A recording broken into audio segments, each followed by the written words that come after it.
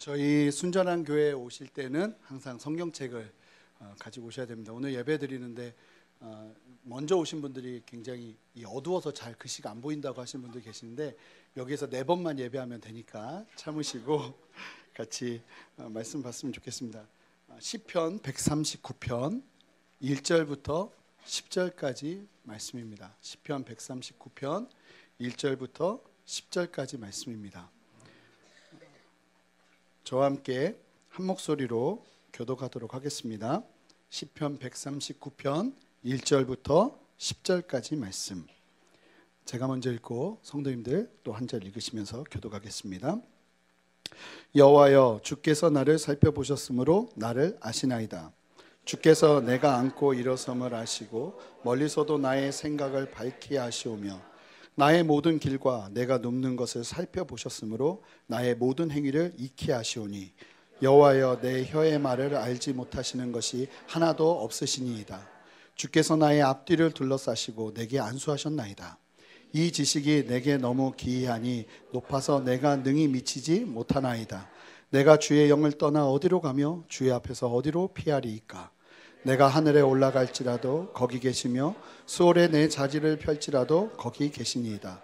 내가 새벽 날개를 치며 바다 끝에 가서 거주할지라도 거기서도 주의 손이 나를 인도하시며 주의 오른손이 나를 붙드시리이다. 아멘. 자리에 앉아주시겠습니다.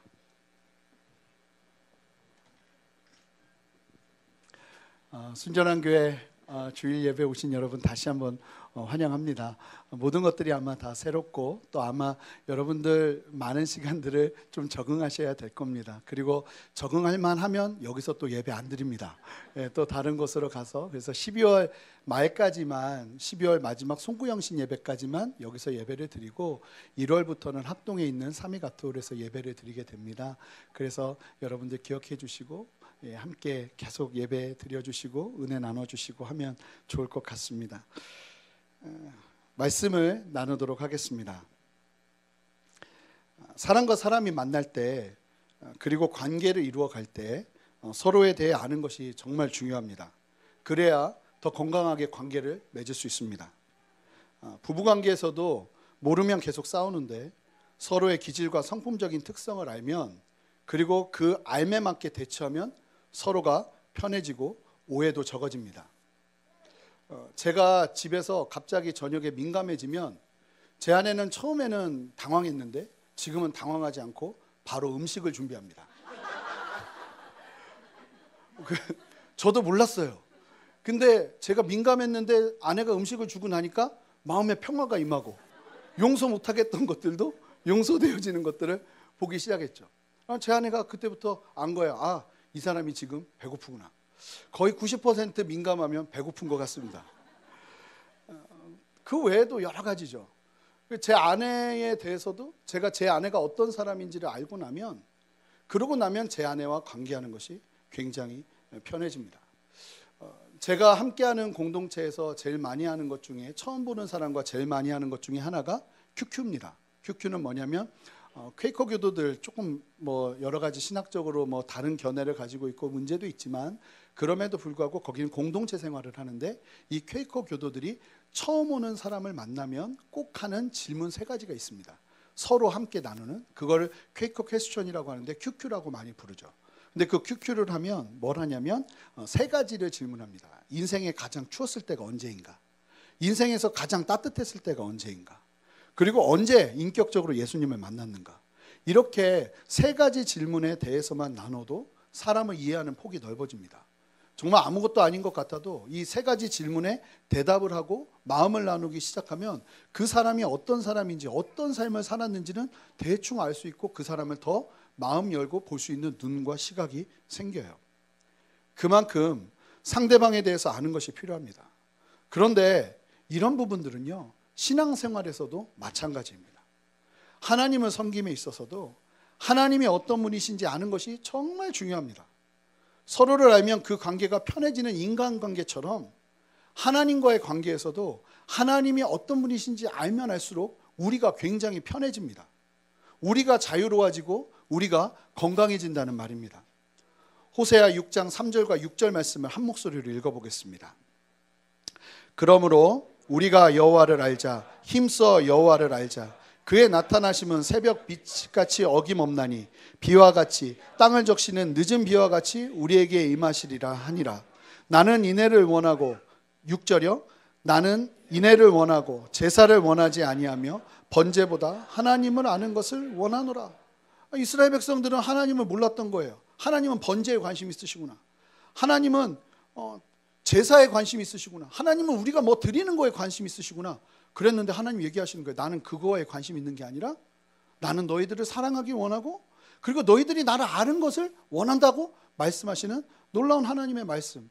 그 말씀과 함께 이야기하는 게 뭐예요? 하나님을 아는 것이 힘이라는 거예요. 하나님을 알아야 된다는 거예요. 이와 같이 이 말씀처럼 하나님이 어떤 분이신지를 알게 되면 우리의 신앙이 굉장히 자유로워집니다. 아, 제사보다 하나님이 원하시는 건 하나님 그분을 아는 것일 수 있겠구나. 내가 하나님 그분을 알아갈 때 하나님도 기뻐하시는구나 알게 되는 거죠.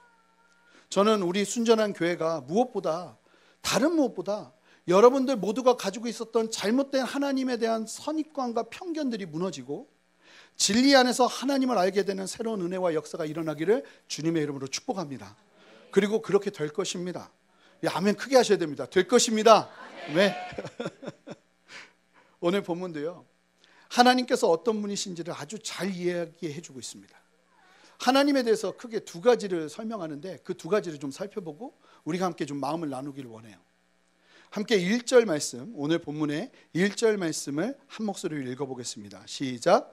여호와여 주께서 나를 살펴보셨으므로 나를 아시나이다. 이 시편 139편은 다윗의 고백이에요. 근데 뭐라고 말하냐면 하나님께서 나를 아시는데 그냥 아시는 것이 아니라 살펴보셨기 때문에 나를 아신다고 말씀하세요. 근데 여기서 살펴보셨다는 말이 이게 굉장히 놀라운 말이에요. 원어적으로 찾으면요, 금속이나 물줄기를 찾을 때 사용되는 말이에요. 그러니까 그냥 대충 찾을 때 이 단어를 사용하지 않아요. 하나님이 나를 살펴봤다고 했을 때 사용한 이 단어는요, 딱 이스라엘 백성들은 들으면 아는 거예요. 얼마나 심각하게 나를 찾아보시고 훑어보셨는지를 알 수 있는 거예요. 이 고대 근동지방의 사람들에게 있어서 금보다 더 중요한 게 뭐냐면 물줄기를 찾는 거였습니다. 물줄기를 찾아내면 그때부터 그 사람의 인생은 펴요. 쉽게 말하면 로또 복권 같은 거예요. 그렇기 때문에 물줄기를 찾기 위해 혈안이 돼 있고 그들의 인생 속에서 물줄기 하나만 제대로 찾아도 먹고 살 수 있는 길이 생겨요. 그러니 물줄기를 어떻게 찾겠어요? 정말 열심히 찾겠죠. 온갖 방법을 다 찾아서 찾아내겠죠. 그런데 참으로 놀라운 것은 천지를 지으신 하나님께서 우리를 살펴보셨다고 할 때 이 단어가 사용됐다는 거예요. 우리를 딱 보시고 내가 너 알아 라고 이야기하는 게 우리가 그냥 얼굴 보고 인사 나누면서 아 누구시군요 하고 이야기하는 수준이 아니라는 거예요. 하나님께서 내가 너 알아 딱 하시는 그 순간 알아는 이미 하나님이 사전조사 다 끝내신 거예요. 우리가 어떤 사람이고 내 마음이 어떻고 내가 어떻게 자라왔는지 마치 물줄기를 찾는 것처럼 우리를 샅샅이 보고 아셨다는 거예요. 놀라워요? 이 놀라운 얘기를 듣고 아무도 놀라지 않아요. 이유가 있습니다. 2절을 함께 읽어볼까요? 2절 함께 읽어보겠습니다. 시작. 주께서 내 안고 일어섬을 아시고 멀리서도 나의 생각을 밝히 아시오며. 우리의 안고 일어섬도 아시고 멀리서도 우리의 생각을 아신다고 하세요. 여기서 생각이 뭔지 아세요? 생각은요, 우리가 의도하는 계획이에요. 플랜. 우리가 나 인생 이렇게 살고 싶어, 나 이렇게 하고 싶어, 그것까지도 다 아신다는 거예요. 그래도 놀라지 않으시죠? 3절을 읽어보겠습니다. 함께 읽겠습니다. 나의 모든 길과 내가 눕는 것을 살펴보셨으므로 나의 모든 행위를 익히 하시오. 여기서 또 살펴보셨다는 말은 또 다른 단어를 썼어요. 어떤 단어냐면 나의 모든 길과 내가 눕는 것을 보시면서 살펴보셨는데, 여기서 살펴보셨다는 말은 별을 골라서 쭉정이를 버리고 알곡을 남기는 걸 말하는 거예요. 그러니까 어떻게 살펴보셨냐면 얘 인생에 있어서 필요한 거, 필요하지 않은 걸 보시고 아신다는 거예요. 보시고 확인하시고 살펴보셨다는 거예요. 여러분, 하나님이 여러분들을 보실 때 그냥 보시지 않고 누구누구 아무개는, 만약에 처음에 이태재는 필요한 것이 이거고 필요 없는 건 이거구나. 내가 생각할 때 난 이것이 필요하고 내가 생각할 때 난 이것을 가져야 된다고 생각할지 모르겠지만 하나님은 거기에 관심이 있는 게 아니라 하나님이 딱 보시고 아, 얘 인생에 있어서 필요한 건 이거고 필요 없는 건 이거구나 하고 골라내는 작업을 누가 하신다는 거예요? 하나님이 하신다는 거예요. 내가 어떤 치장을 하고 있어도 하나님은 그 중심을 정확하게 파악하고 계신다는 거죠. 그리고요, 더 놀라운 게 뭔지 아세요? 어쩌면요, 나도 모르는 부분이 있을 수 있어요. 내 안에. 내가 정말 인생에 있어서 중요한 것이 무엇일까? 내 인생에 있어서 나는 어떤 계획을 가지고 살아야 될까? 그것도 어쩌면 모르고 살아갈 수 있다는 거예요. 인생에서 많은 문제들이 일어나지만 그 문제의 원인을 알 수 없는 수많은 상황들을 만난다는 거죠. 그런데 놀라운 것은 이 말씀대로라면 뭐예요?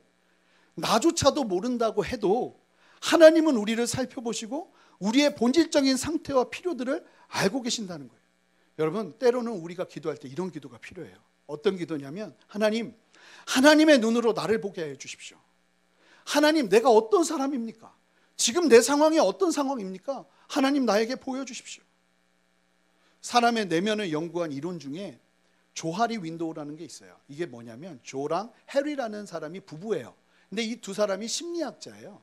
그러니까 사람의 내면을 계속 연구하면서 모든 사람은 4개의 창을 가지고 있다. 그걸 연구한 게 조하리 윈도우예요. 근데 거기에 뭐 이런 영역이 있어요. 나는 아는데 남들은 모르는 영역. 내가 말하지 않으면 남들은 모르는, 나만 숨기고 있는 내가 있을 수 있어요. 또 다른 하나는, 너무 좋아요. 여기 진짜 하나님 나라 같아요. 애도 울고 애도 이야기하는 소리도 들리고 막 지금 너무 좋아요. 괜찮아요? 예. 4주 후에는 저희가 이제 나뉘어져서 예배를 드리지만 가끔 저희가 예배 드리는, 죄송해요, 좀 딴 길로 가는데, 가끔 저희가 예배 드리는 곳에서 장소가 부족하면 이렇게 가족 예배를 자주 드릴 수 있습니다. 자주는 아니지만 종종 드릴 수 있습니다. 그래서 그때를 대비해서 지금부터 여러분 좀 훈련하시면 좋겠어요. 네, 그래서 옆에 분에게 좀 고백할까요? 어떤 상황에서도 나는 예배할 수 있습니다. 네. 어떤 상황에서도 나는 예배할 수 있습니다. 네, 조하리 윈도우에서 나는 아는데 남은 모르는 영역이 있고, 또 다른 영역은 나는 모르고 남들이 아는 게 있을 수 있어요. 나는 잘 모르는데 남들이 피드백을 해줘야만 아는 내 모습이 있을 수 있다는 거예요. 그 또 다른 하나가 있는데 뭐냐면 그 영역이 나도 모르고 남도 모르는 영역이에요. 그 나도 나를 모르고 남도 나를 모르는 나의 어떠한 모습이 있다는 거예요. 그런데 이 조하리 윈도우가 재밌게 이야기하는 게 뭐냐면, 놀랍게 이야기하는 게 뭐냐면, 그 영역은 하나님이 우리에게 계시해 주실 때 우리가 알 수 있다는 거예요. 예를 들어 볼게요. 아브라함이 하나님의 부르심을 가지고 처음에 부르심 앞에서 순종할 때 그 사람의 이름이 뭐였냐면 아브라함이었습니다. 아브라함. 보통 사람 이름 이렇게 안 지어요. 아브라함의 뜻이 뭔지 아십니까?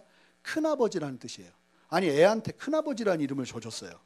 그러니까 큰아버지가 되라, 이런 의미로 줘줬겠죠. 그러니까 그의 인생은 바라보는 것이 그냥 큰아버지가 되는 게 전부였어요. 그런데 하나님께서 이 아브라함을 부르시더니 하나님이 이름을 바꾸라고 그러시는 거예요. 너는 지금까지 큰 아버지처럼 살았는지 모르겠지만 네 진짜 이름은 아브라함이야. 아브라함은 무슨 뜻이냐면 열국의 아버지라는 뜻이에요.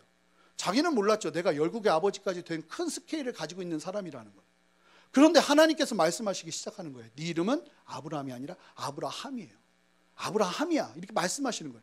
그러고 나서 아브라함은 진짜 아브라함이 되기 시작해요. 그의 손자 야곱이 있었죠. 야곱의 이름은 빼앗다, 발꿈치를 잡다. 오죽하면 뱃속에서 먼저 나오려고 싸우다가 형한테 지니까 화가 나서 형 발꿈치를 잡고 본능적으로 태어난 애가 야곱이에요. 그러니까 야곱은 평생을 그렇게 살았죠. 그게 내 삶의 모든 살아낼 수 있는, 생존할 수 있는 유일한 방법이라고 생각하고 살아냈던 사람이 야곱이었어요. 그런데 하나님이 이 야곱을 만나시고 나자 하나님이 이 야곱의 이름을 바꿔버리세요. 뭐라고 바꾸시는지 아세요? 아시죠? 이스라엘. 이 이스라엘이 무슨 뜻인지 아십니까? 평생을 내 뜻대로 살고 내가 생각하는 대로 어떻게든 뺏어내는 삶을 살았던 그 야곱을 향해서 하나님 말씀하시는 거예요. 너 원래 그렇게 사는 인생이 아니야. 네 인생은 이스라엘, 하나님께서 다스리시는 인생이야. 그리고 그 인생으로 변할 수 있도록 계시해 주신 대로 야곱은 변하기 시작하죠. 여러분, 하나님은요, 우리를 누구보다도 잘 아세요. 그래서 여러분들이 하나님 앞에 예배하러 나오고 하나님 앞에 나아갈 때 열린 마음으로 하나님, 나를 향한 하나님의 마음이 무엇입니까? 묻기 시작하고 관심 갖기 시작할 때 주님이 우리에게 계시해 주시는 우리를 향한 당신의 마음이 있다는 거예요. 4절을 읽어보겠습니다. 함께 읽겠습니다. 여호와여 내 혀의 말을 알지 못하시는 것이 하나도 없으시니이다. 이게 직역을 하면 이런 뜻이에요. 내가 한마디도 하지 않을 때조차, 원어를 직역하면 내가 한마디도 하지 않을 때조차 하나님 당신은 모든 것을 하십니다. 여러분 때로는 이런 기도할 때가 있어요. 와서 앉았는데 말도 안 나와요. 너무 마음이 답답하고 힘들어서 뭘 하고 기도도 못 하겠어요. 그럴 때요, 기도할 수 있는 방법이 뭔지 아세요? 입 꽉 깨물고 가만히 있는 거예요. 하나님 아시죠? 하나님 내 마음 아시죠? 하나님 내 생각 아시죠? 이렇게 말씀하시는 하나님 앞에 그냥 우리의 마음을 맡겨드리고 아무 말도 하지 않을 때조차도 하나님이 우리를 알고 계신다는 사실을 믿고 나아가는 은혜가 필요하다는 거예요. 지금까지 이렇게 제가 거품을 물고 얘기했는데 아직도 아무도 놀라는 것 같지 않아요. 왜냐하면 이런 말씀 들으면 두 가지 반응이에요. 첫 번째는 두려움이 엄습하죠. 마치 죄를 파헤치시는 경찰 수사관 같이 하나님께서 우리를 바라보시는 것 같아서 피하고 싶고 그렇습니다. 저는 어렸을 때 지금도 큰 상처가, 저희 어머니가 취미가 뭐냐면 제 일기장 몰래 보는 것이 취미셨어요. 그렇게 화가 나요. 내 인생을 그분이 살펴보신다는 게 그렇게 화가 나요. 그래가지고 숨겨놓으면 숨겨놓는 걸 또 찾아서 읽고 막 그러셨어요. 그러고는 너 그랬대더라 막 이런 이야기를 하세요. 막 정말 사춘기 때 막 정말 기절하고 싶은 행동들을 너무 많이 하세요. 그런데 이게요, 부담스러워하는 존재가 나를 파헤치면 기분 나쁠 수 있어요. 그런데 내가 상상할 수 없을 정도로 크신 분이 나를 알기 위해 다가오셔서 나를 알고자 하신다면, 그러면 그게 뭔지 아세요? 영광입니다. 한번 생각해 보세요. 만약에 한 대학교에서 가장 인기 있는 여학생이 갑자기 어느 날 알게 됐더니 나를 알려고 막 파헤치고 있대요. 그러면 왜 그런데 하고 화가 날 사람이 누가 있겠어요? 그냥 얼굴이 이렇게 되는 거죠. 그냥 그 여학생이 나를 막 너무 좋아해서 질투를 느낀다고 생각해 보세요. 지금은 뭐 그럴 필요 없죠. 지금 결혼했으니까. 그런데 만약에 대학생이라면, 만약에 누군가가, 제 아는 친구가 초등학교 때 친구인데 유명한 배우가 됐어요. 진짜로. 그런데요, 그 친구가 배우가 되고 난 다음에 TV는 사랑을 싣고를 볼 때마다 제가 그러지 말아야지 하는데 걔가 꼭 나를 찾을 것 같은 기대가 일어나. 그래서 갑자기 막 카메라 들고 막 저한테 나타나서 이렇게 하면은 막 놀랄 걸 준비하고, 막 이게 일부러 생각이 아니라 그냥 보고 있으면 내가 나도 모르게 그 생각을 하고 있어요. 그럼 내가 막 이래요. 그럼 어머니랑 식구들이 왜 TV는 사랑을 싣고를 볼 때마다 그러냐고. 그러면 이제 그런 이야기들을 해요. 만약에 정말로 유명한 사람이 나를 알고 싶어서 나를 파헤치고, 그리고 내가 딱 만났는데 그때부터 나를 알고 나와 관계를 하려고 한다면 이건 얼마나 기쁨이고 어떻게 보면 영광이겠어요. 근데 더 놀라운 사실은 하나님께서 우리를 그렇게 알려고 하신다는 거고, 그렇게 알려고 하시는 이유가 우리를 정죄하시기 위함이 아니라 5절을 보면 기가 막혀요. 5절 말씀 함께 읽어보겠습니다. 읽겠습니다. 주께서 나의 앞뒤를 둘러싸시고 내게 안수하셨나이다. 그렇게 아시고서 하시고 싶은 게 뭐냐면, 내 앞뒤를 둘러싸고 모든 상황에서 함께 하시고 안수하기 위해서 우리를 아셨다는 거예요. 뭐냐면 안수는요, 축복하기 위함이에요. 앞뒤를 둘러싸고 우리를 축복하기 위해서 하나님이 우리를 아셨다는 거예요.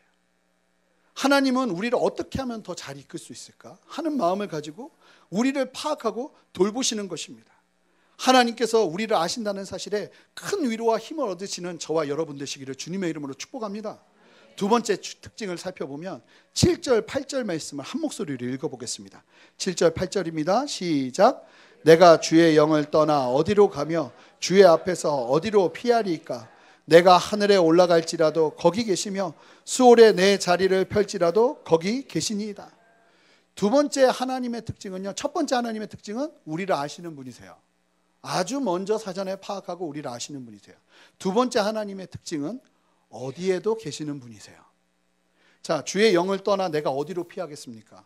그러면서 뭐라고 말하죠? 내가 스올에 내 자리를 펼지라도. 이 스올은 어디냐면요, 고대 구약의 이스라엘 백성들은 사람이 죽으면 가는 곳이 스올이라고 믿고 있었어요. 그러니까 스올은 우리가 죽고 나서 가게 되는 곳이라고 생각한 거죠. 그런데 뭐라고 말하냐면 하나님은 거기에도 계신다는 거예요. 여러분 그거 아세요? 지옥에도 하나님은 계십니다. 하나님은 임재하세요. 하나님이 임재하시지 않는 곳은 없어요. 하지만 지옥에는 하나님의 공의만 있을 뿐이에요. 천국에도 하나님은 계시죠. 하나님의 나라에 하나님이 계시고 이곳에도 하나님이 계시죠. 9절을 보면요, 9절 말씀 읽어보겠습니다. 9절 말씀 읽어주시겠어요? 시작. 내가 새벽 날개를 치며 바다 끝에 가서 거주할지라도 10절이요 거기서도 주의 손이 나를 인도하시며 주의 오른손이 나를 붙드시리이다. 여러분, 새벽 날개를 치며 이게 무슨 얘기냐면요, 새벽 빛이 딱 비치면 그 빛이 퍼지는 것처럼 내가 바다 끝에 거해도, 이게 무슨 의미냐면 얼마나 힘들었는지 도망을 치는데 새벽 빛이 비추는 것처럼 바다 끝으로 도망쳐 버렸는데, 이 시편 기자인 다윗이 뭘 고백하냐면 거기에도 하나님이 계신다는 거예요. 거기에도 하나님이 계셨다는 거예요. 그리고 10절을 함께 다시 한번 읽어보겠습니다. 시작. 거기서도 주의 손이 나를 인도하시며 주의 오른손이 나를 붙드시리이다. 뭐라고 말하냐면 새벽 날개 치고 바다 끝에 거해도 다윗이 뭘 경험한 거예요? 거기서 주의 손이 나를 인도하시고 주의 오른손이 나를 붙드신대요. 주의 오른손이, 주의 은혜가, 거기서도 나를 인도하시는 은혜가 있고, 이게 기가 막힌 표현인데, 두 번째, 주의 오른손이 나를 붙드신다고 말할 때 이 말은 원어적으로 살펴보니까 이런 거예요. 어떤 사람을 끌고 갈 때 한번 딱 붙잡고 왜 질질 끌고 가는 거 있잖아요.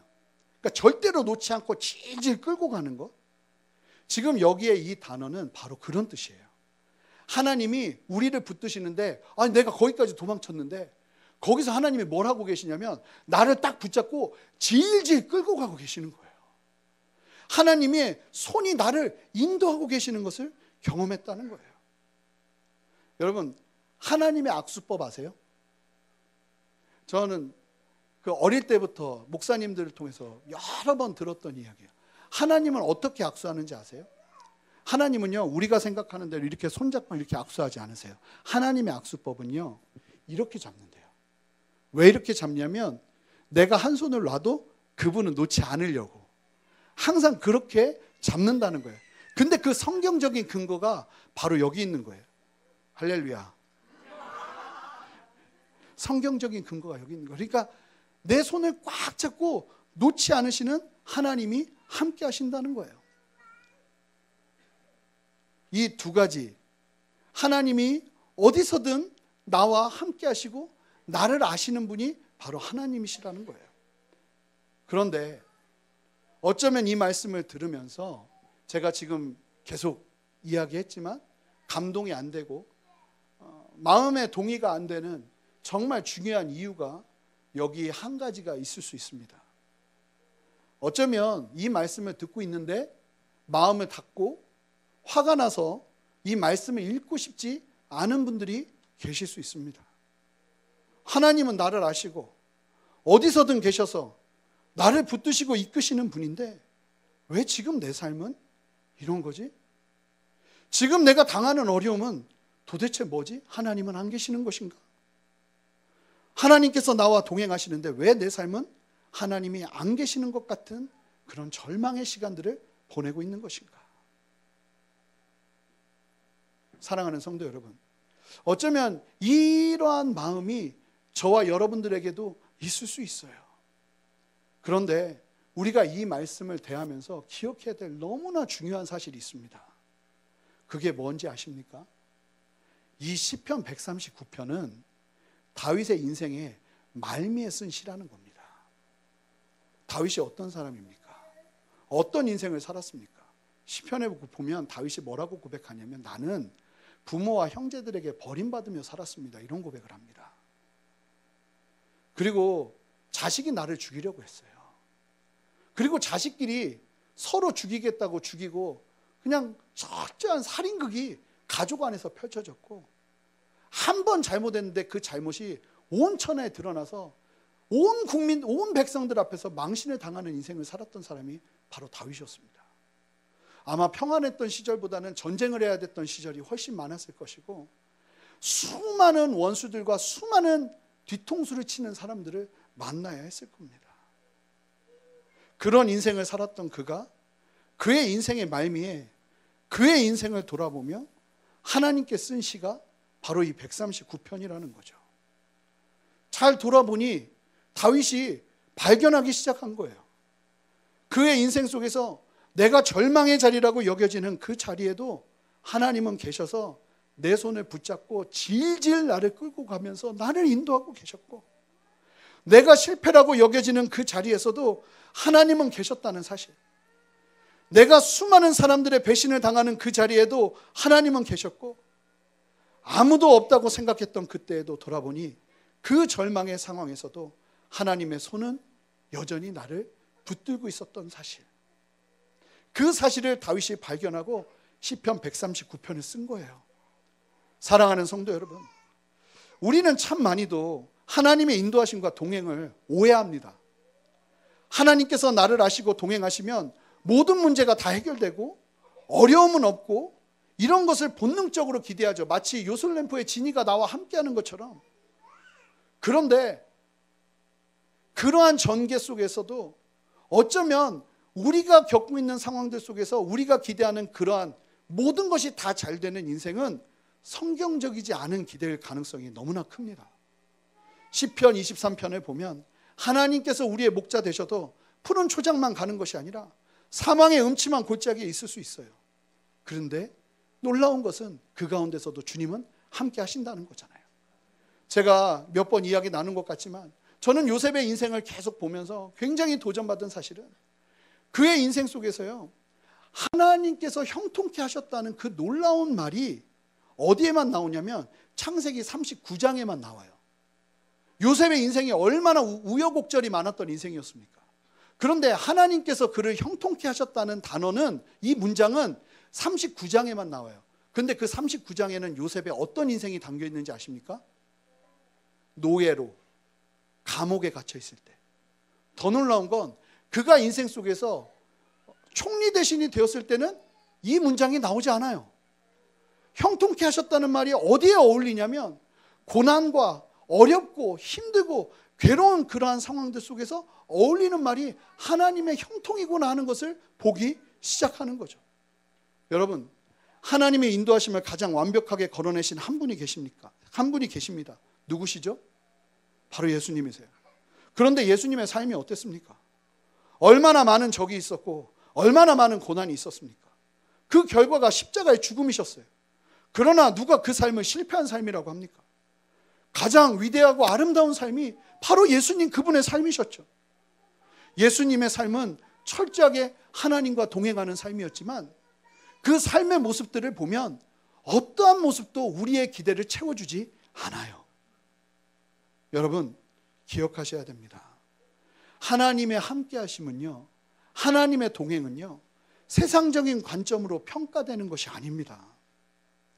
하나님의 동행하심은요, 나의 환경의 좋고 나쁨에 의해서 증거되는 것이 아니라는 겁니다. 힘들면 하나님이 안 계시는 것이 아니에요. 그리고 더 위험한 게 뭐냐면 잘 되면 하나님께서 동행하신다는 증거도 아니에요. 내일이 잘 되면 하나님이 나와 함께 하신다는 개념을 가지고 신앙생활들을 하세요. 그리고 무조건 확신하면서 가세요. 그리고 지금 내 앞에 벌어지는 일들이 어려워지면 지금 하나님은 나와 안 계신다고 생각하면서 신앙생활을 해요. 근데 이게 얼마나 위험한 일이에요? 성경적으로 살아가는 수많은 사람들의 삶을 보면 그것을 이야기해주고 있지 않아요. 그냥 하나님이 함께 하시는 것 가운데 힘든 일도 있고 어려운 일도 있고 좋은 일도 있는 거예요. 그 상황이 나로 하여금 하나님이 함께 하신다는 것을 결정짓게 하는 요소가 될 수 없다는 거예요. 하나님께서 나를 아시고 나를 너무나 잘 아시고 내 앞뒤를 안수하시며 내가 사백날개를 치고 바다 끝에 거해도 거기서도 나를 인도하신다는 사실을 믿고 그냥 우리는 순종하며 걸어내는 거예요. 제가 준비한 말씀을 좀 읽어볼 텐데 디모데후서 1장 8절이에요.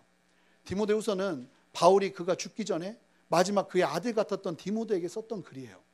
거기에 이런 말이 있어요. 그러므로 너는 내가 우리 주를 증언함과 또 주를 위하여 갇힌 자 된 나를 부끄러워하지 말고 오직 하나님의 능력을 따라 복음과 함께 고난을 받으라. 여러분, 사도 바울이 그의 인생의 마지막이자 죽음을 앞두고 있던 그 순간에 자기에게 있어서 아들과 같던 디모데에게 편지를 쓴 것이 디모데후서인데 이때 바울이 어떤 모습이었냐면 쇠사슬에 묶여 있었고 추운 지하 감옥에서 점점 쇠약해져 가고 있었는데 가뜩이나 그럼에도 불구하고 바울을 수종들면서 함께 섬겼던 바울의 동역자들이 무슨 이유인지는 모르겠지만 다 떠나고 누가만 한 명이 남았어요. 너무나 외로워서 얼마나 외로웠는지 디모데에게 자신에게 와달라고 이 편지를 쓴 거예요. 디모데 후서가. 나한테 좀 와줘라. 그런데 사실은 그런 간절한 부탁이 디모데 후서에 담겨져 있어요. 여러분 생각해 보세요. 그토록 하나님을 사랑하고 하나님과 동행하는 인성이었음에도 불구하고 그 모습에서 우리가 죽는 그 순간까지 우리가 세상적으로 기대하는 축복의 모습이 도대체 어디 있습니까? 그렇다면 그의 인생은 하나님과 함께하지 않는 인생입니까? 어느 누가 그 바울의 인생을 하나님과 함께하지 않는 인생이라고 하겠어요? 하나님과 함께하는 인생이요, 하나님의 역사가 함께하는 인생이라고 우리는 보고 있잖아요.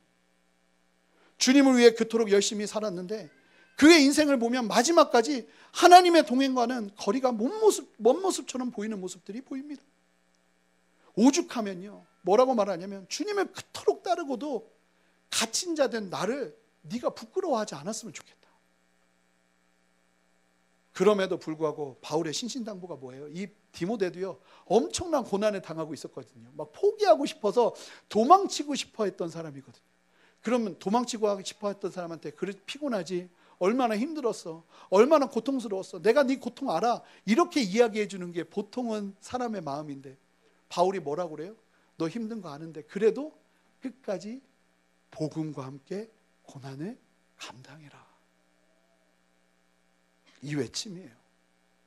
복음과 함께 고난을 견디며 걸어가는 삶은 하나님의 능력 없이는 불가능해요. 그래서 이렇게 얘기하죠. 하나님의 능력을 따라 복음과 함께 고난을 받아라. 여러분, 시편 139편의 고백처럼 거기서도 주님의 손이 나를 인도하시고 주의 오른손이 나를 붙드시는 은혜를 경험한다면 우리의 인생은 소망이 있는 것입니다. 낙심과 시리에 있다 해도 저는 여러분들의 삶에서 오늘도 여러분들의 오른손을 붙드시는 하나님을 경험한다면 우리에게는 소망이 있다고 믿습니다. 돌파구가 보이지 않아도 주님의 붙드심만, 주님의 은혜만 부어진다면 우리는 그 걸음을 걸어갈 수 있는 것이에요. 제가 소망하는 것은 순전한 교회에 오신 여러분 모두가 함께 신앙생활을 하는 가운데 내 인생 잘 풀렸다, 이것이 자랑이 아니라 그래도 나는 주님 붙잡고 있다. 그래도 나는 복음의 길을 걷고 있다. 그래도 나는 주님과 함께 걸어가고 있다. 그 고백을 하는 믿음의 공동체라면 소망이 있지 않을까요? 우리가 아까 했던 찬양의 고백이지만 찬양 가사에 이런 가사가 있습니다. 제가 읽어드릴게요. 주 나의 모습 보네, 상한 나의 마음 보시네. 주 나의 눈물 안에 홀로 울던 맘 아시네. 주 사랑 내게 있네, 그 사랑이 날 채우네. 주 은혜 내게 있네, 그 은혜로 날 세우네. 세상 소망 다 사라져가도 주의 사랑은 끝이 없으니 살아가는 이 모든 순간이 주 은혜임을 나는 믿네. 이게 성도의 고백인 거예요. 여러분, 예수 그리스도를 믿고 따른다고 하면서 우리는 너무나 많이 성경적이지 않은 하나님의 동행을 기대해요. 그리고 어쩌면 부단하게 그렇게도 고집을 하면서 나를 축복해 주지 않는 하나님을 향해서 원망의 고백을 할지 모르겠어요.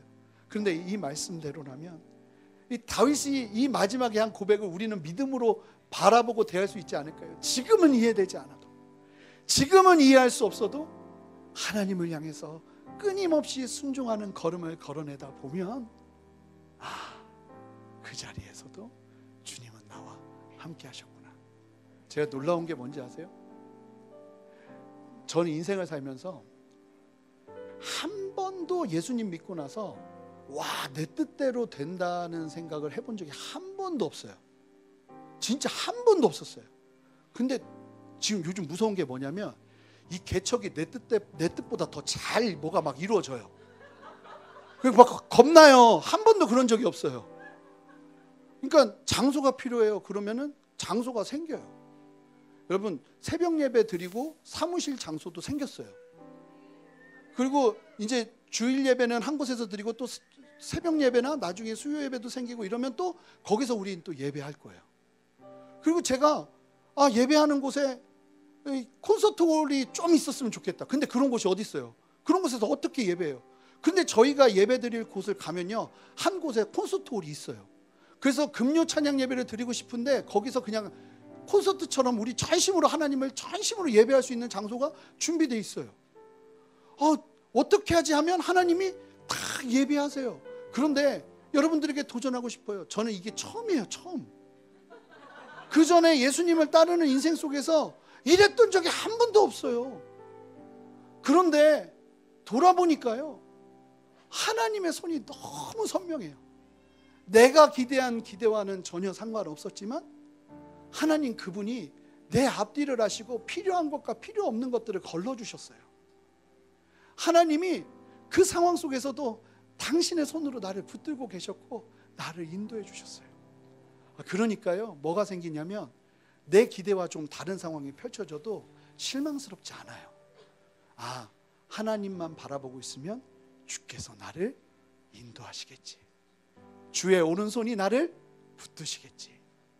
그 은혜가, 그 믿음이 오늘 이 자리에서 함께 예배하는 저와 여러분 모두에게 있기를 주님의 이름으로 축복합니다.